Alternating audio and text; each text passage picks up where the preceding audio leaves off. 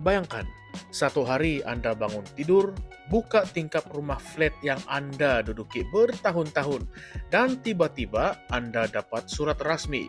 Rumah Anda, kawasan kejiranan Anda, semuanya akan dirobohkan atas nama pembaharuan semula bandar.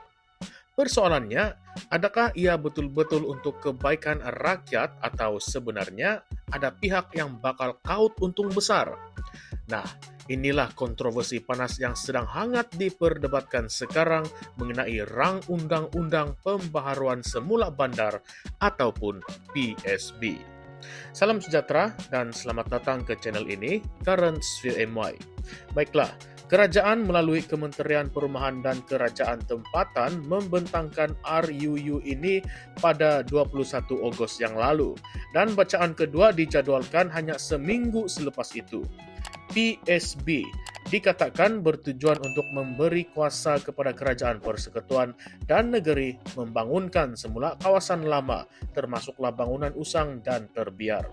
Sebelum ini, Akta Hak Milik Strata 1985 mewajibkan persetujuan sebulat suara kepada semua pemilik. Itu bermakna kalau ada 100 orang pemilik, satu orang sahaja menolak, proyek batal.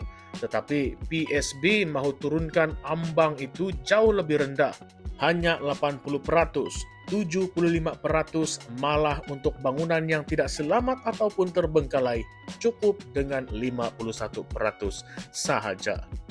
Nampak praktikal. Ya, sebab kerajaan kata selama ini banyak proyek terbantut hanya kerana seorang atau dua pemilik enggan bersetuju. Perdana Menteri sendiri memberikan contoh, yaitu kes apartmen Desa Kudalari di Kuala Lumpur, di mana rancangan pembangunan gagal dilaksanakan hanya sebab seorang pemilik menolak. Tetapi disinilah timbul persoalan. Adakah menurunkan ambang persetujuan ini membuka pintu kepada sesuatu yang lebih berbahaya? Pemilik minoriti boleh dipaksa keluar, walaupun mereka masih mahu tinggal di rumah lama mereka. Lebih menarik, kerajaan melalui Plan Malaysia sudah pun kenal pasti 534 kawasan berpotensi untuk pembaharuan semula bandar di Semenanjung Malaysia, termasuklah 139 di Kuala Lumpur. Menteri Nga Korming juga berkata, menurut Jabatan Kerja Raya, bangunan hanya selamat diduduki 70 ke 80 tahun sahaja. Kalau itulah logiknya, bermakna dalam beberapa dekad akan datang ribuan unit rumah lama mungkin akan dilabelkan tidak sesuai didiami. Maka bermulalah satu proses besar-besaran untuk meroboh, membina semula dan memberi kontrak kepada pemaju. Dan disinilah masuk naratif yang lebih kontroversi. PBS membahagikan proyek kepada 3 kategori: pembangunan semula, penjanaan semula, dan penyegaran semula. Kalau pembangunan semula, ya jelaslah roboh dan bina balik. Manakala kalau penjanaan semula lebih kepada menghidupkan kembali kawasan yang terbiar. Kalau penyegaran semula pula, ia hanya melibatkan kemudahan asas dan juga landscape. Tetapi yang menjadi isu besar, siapa sebenarnya yang akan menanggung kos proyek ini? Rang undang-undang tidak jelas, hanya sebut kos penyelenggaraan semula perlu dipersetujui antara PBT dan pemilik. Tetapi untuk pembangunan semula besar-besaran, siapa yang keluar duit? Adakah pemaju akan menanggung, kemudian jual unit baru dengan harga yang jauh lebih mahal? Ataupun akhirnya kos itu akan menekan rakyat? Kerajaan janjikan pemilik akan dapat unit baru yang lebih baik daripada rumah lama. Anwar sendiri tegaskan syaratnya jelas, tidak boleh lebih murah, tidak boleh lebih kecil. Kalau dulu rumah ada 1 bilik, mesti dapat sekurang-kurangnya 3 bilik. Kedengaran memang indah kan? Tetapi persoalannya, adakah semua pemaju akan benar-benar ikut janji ini? Dan kalaupun unit baru lebih besar, apakah ia seiring dengan kos penyelenggaraan yang akan meningkat? Yuran pelenggaraan kondominium modern itu bukan seperti flat yang lama. Selain itu, PSB cadangkan wujud jawatan kuasa pengantaraan di peringkat persekutuan dan juga negeri. Katanya untuk melindungi hak pemilik.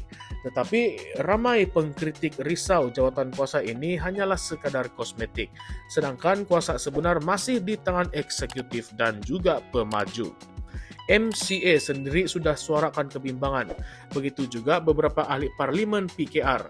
Malah Syed Saddiq dari Muda terus label PSB ini sebagai akta rampas rumah yang katanya bakal untungkan pemaju tetapi jejaskan rakyat berpendapatan rendah. Perikatan Nasional pula membawa isu perkauman dalam hujah mereka. Mereka kata PSB boleh mengubah keseimbangan demografi di bandar. Bila kawasan lama Melayu diroboh, unit baru yang lebih mahal akan dibeli oleh bukan Melayu, lalu Melayu akan semakin terpinggir. Ditambah pula dengan kos sara hidup yang naik selepas gentrifikasi. Orang Melayu yang kekal di kawasan itu akan terbeban. Walaupun kerajaan nafikan, kebimbangan ini tidak boleh ditolak mentah-mentah. Kalau kita lihat sejarah bandar-bandar besar, gentrifikasi sering buat penduduk asal terpaksa keluar kerana tidak mampu menanggung kos yang baru. Kalau kita renungkan, PSB ini memang nampak seperti satu proyek mega yang berpotensi mengubah wajah bandar-bandar Malaysia. Tetapi dalam masa yang sama, ia juga membuka ruang kepada spekulasi, manipulasi, dan ketidakseimbangan kuasa antara rakyat kecil dengan gergasi pemaju.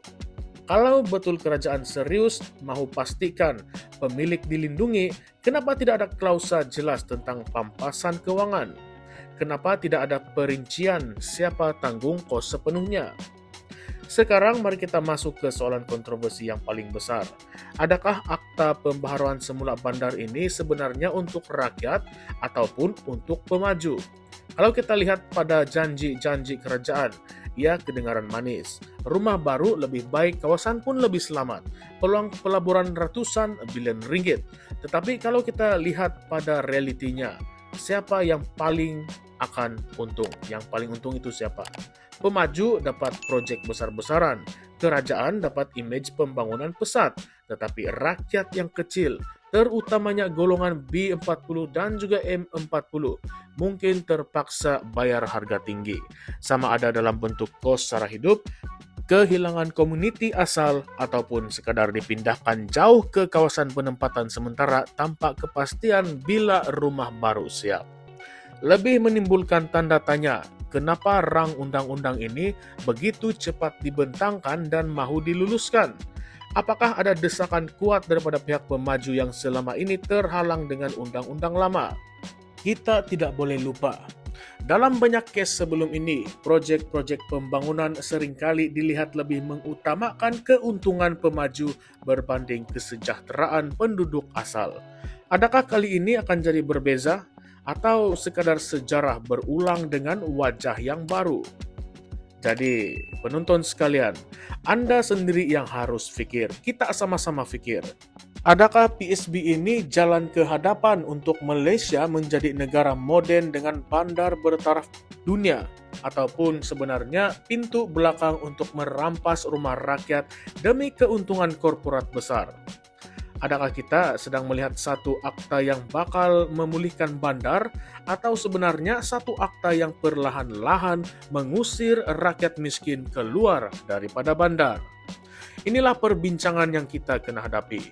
Kadang-kadang sesuatu yang nampak cantik di atas kertas, bila turun ke realiti, jadi pula sebaliknya. Dan kalau kita tidak bersuara dari awal, mungkin satu hari nanti kita pula yang terpaksa tinggalkan rumah sendiri dengan penuh kecewa. Sekarang saya ingin tanya lagi, kalau Anda diberi pilihan, rumah lama Anda diroboh dan diganti dengan rumah baru yang lebih besar tetapi yuran penyelenggaraannya tinggi, atau kekal dengan rumah lama yang mungkin usang tetapi kos hidup lebih rendah, mana satu yang Anda akan pilih? Itu soalan yang patut kita bincangkan secara jujur. Kerana PSB ini bukanlah isu yang jauh.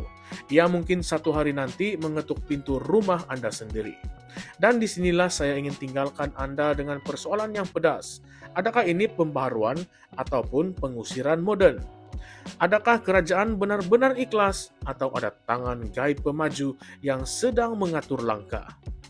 Kalau Anda rasa topik ini penting, jangan lupa tinggalkan pendapat Anda di ruangan komen di bawah dan jangan juga lupa untuk like, share, dan subscribe supaya lebih ramai orang sedar tentang isu besar ini. Sebab ingat, Kadang-kadang apa yang digelar pembangunan sebenarnya hanyalah nama lain untuk perniagaan yang menguntungkan segelintir pihak saja. Jadi adakah Anda bersetuju dengan akta pembaharuan semula bandar PSB ataupun Anda rasa ini adalah satu perangkap halus? Nah, jawaban itu hanya Anda yang boleh tentukan. Baiklah semua, salam sejahtera, salam perjuangan, dan salam reformasi. Sekian saja, kita jumpa lagi di konten yang seterusnya. Terima kasih semua.